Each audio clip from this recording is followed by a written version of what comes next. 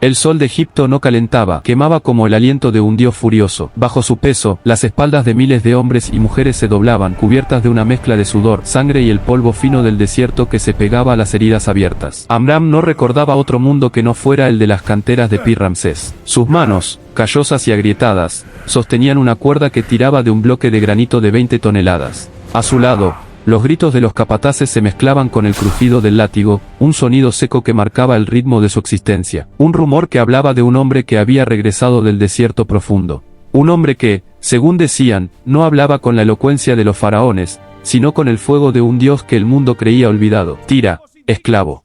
Rugió un guardia egipcio, su armadura de cuero brillando bajo el sol. Mientras el bloque de piedra finalmente encajaba en su lugar con un estruendo que hizo temblar la tierra, en el horizonte, una sombra solitaria avanzaba contra el viento. Era él. Moisés había vuelto, que hasta ese momento era de un azul impecable, se tornó de un color violáceo, casi antinatural. Un trueno seco, sin nubes, sacudió los cimientos de las pirámides en construcción. Amram miró hacia el río Nilo, la fuente de toda vida en Egipto. Una gota de sudor le cayó en el ojo, pero cuando parpadeó para limpiarse, vio que el agua del río comenzaba a vibrar. No era un movimiento normal. El espesor del agua no era una ilusión. Lo que hace un momento era el sustento cristalino de un imperio.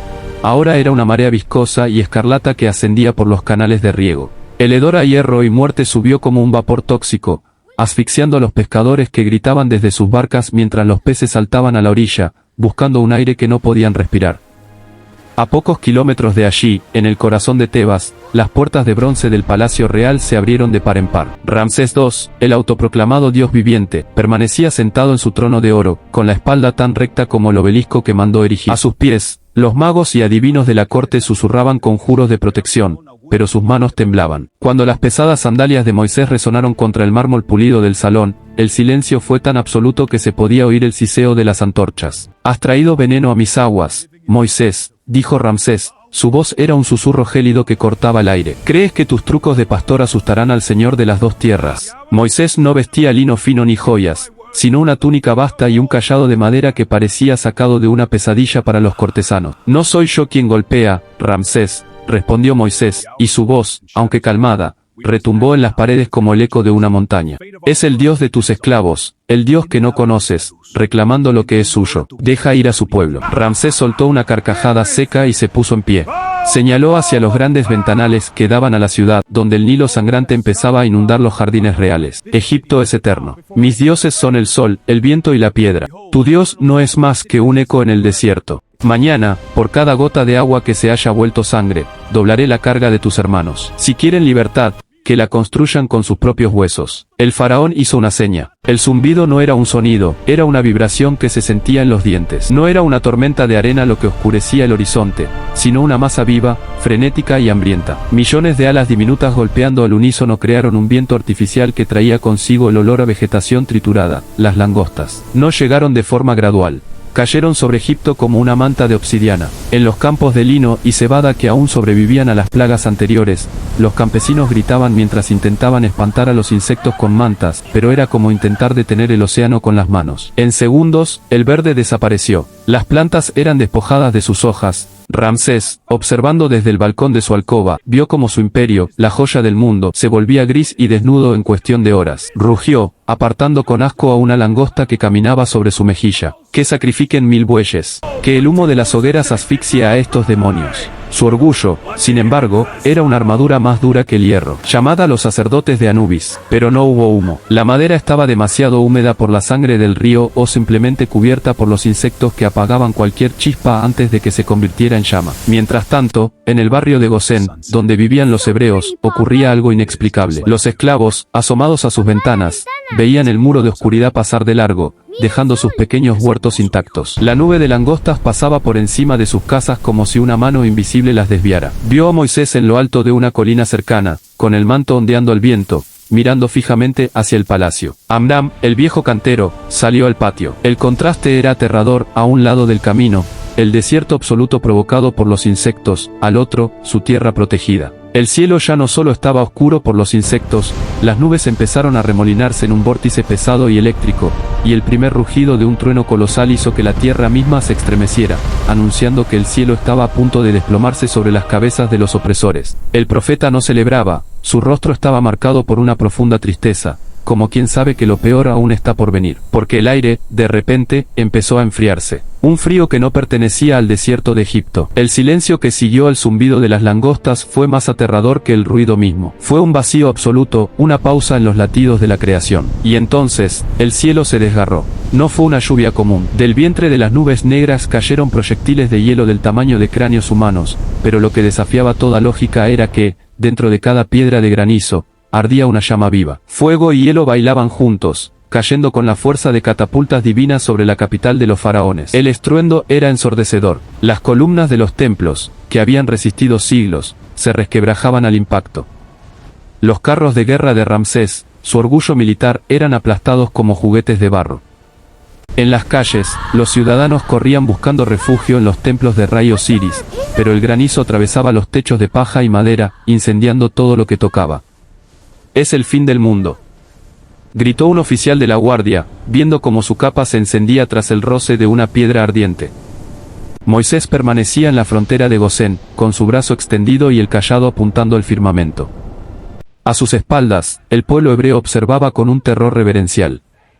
No había alegría en sus rostros, solo el asombro de ver cómo el orden natural de sus amos se desintegraba. «Mira, padre», susurró el hijo de Amram, señalando hacia el palacio. «El sol ha muerto». Era verdad. El granizo y las nubes habían creado una penumbra tal que el mediodía parecía una medianoche perpetua, iluminada únicamente por los fogonazos de los impactos. En el interior del palacio, el caos era total. Ramsés, por primera vez, sintió que el suelo bajo sus pies no era firme. El mármol de su sala de audiencias estaba cubierto de agua helada y brasas que no se apagaban. Sus consejeros, con las túnicas quemadas y los rostros cenicientos, se arrodillaron ante él. «Faraón, detén esto», suplicó el gran visir. «¿No ves que Egipto está destruido? Déjalos ir antes de que no quede nadie a quien gobernar». Ramsés apretó los puños hasta que sus nudillos se tornaron blancos. Su mirada se desvió hacia su hijo primogénito, que observaba la tormenta con ojos llenos de miedo desde el rincón. Por un segundo, la duda cruzó el rostro del soberano, pero la sombra de su propio orgullo volvió a oscurecer su juicio. «Moisés es un hechicero», rugió Ramsés contra el sonido del trueno. «Y yo soy un dios. Si el cielo cae, lo sostendré con mis propias manos». Pero incluso mientras hablaba, el granizo cesó de golpe. No hubo alivio, solo una pesadez densa en el aire. La luz no regresó. Una oscuridad diferente, una que se podía tocar, empezó a manar desde el horizonte, una negrura que no era ausencia de luz, sino una presencia física que avanzaba borrando todo a su paso. No fue un eclipse. No fue el atardecer. Fue como si una mano colosal hubiera apagado la existencia misma. La negrura que entró en Egipto no era simplemente sombra, era una niebla densa, fría y física que se filtraba en los pulmones y apagaba las antorchas en el instante en que se encendían. El fuego, el gran aliado del hombre, se negaba a arder en aquella atmósfera de juicio. Durante 3 días, el tiempo se detuvo. Los egipcios no se movieron de donde estaban, el que estaba sentado permaneció sentado. El miedo era tan pesado que nadie se atrevía a hablar, por temor a que la oscuridad se deslizara dentro de sus bocas. Era una tiniebla que olía a olvido, a los siglos de esclavitud cobrándose su deuda de silencio. En el palacio, Ramsés estaba atrapado en su trono. No podía ver sus propias manos, aunque las tuviera frente a sus ojos. Escuchaba la respiración agitada de su hijo a unos metros, pero no podía alcanzarlo.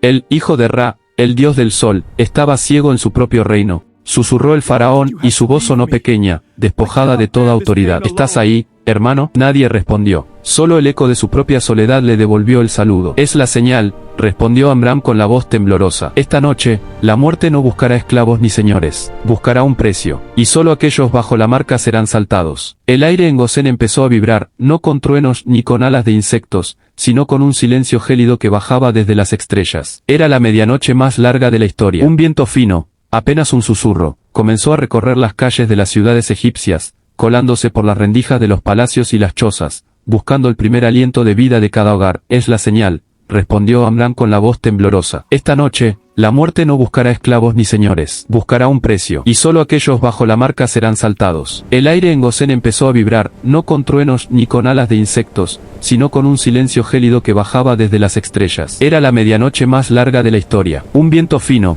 apenas un susurro, comenzó a recorrer las calles de las ciudades egipcias, colándose por las rendijas de los palacios y las chozas, buscando el primer aliento de vida de cada hogar en la oscuridad total de la alcoba real. El poder del mar nos une. Comparte y dale like para la parte 2.